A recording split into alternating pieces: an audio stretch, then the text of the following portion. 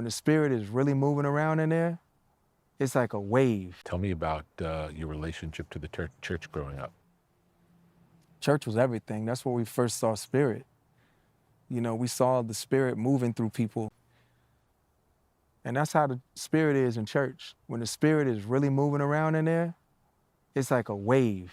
You just see it. You know how like you go to a big football stadium and you see people doing the wave? Yeah.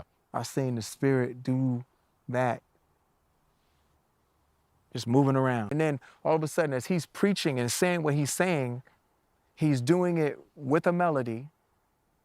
And then all of a sudden, as he's making his next point, the organist would modulate up to a half step. And it would be like, and they would continue to do it, up another step, up another step. And you're just feeling this welling feeling that's in there. And man, at a certain point, it just would explode. The pressure, like a pipe, it would explode. And all of a sudden they go to a cut time beat. And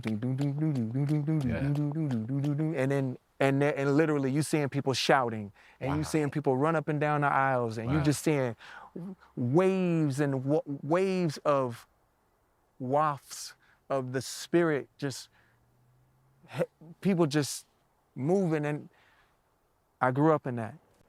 That was a moment in time Where they just connected to the all spirit. improvisation, feeling the moment. But even I'll even venture to say, now that you just said what you said, I would say that was my first. That was the first time I ever encountered urgency live. You could literally, if you could cut the air, you could cut a block of the energy out in that room. And if one could consume it, you don't understand what you would feel. Yeah. Nobody wasn't paying attention. Everybody was engaged. You could feel it.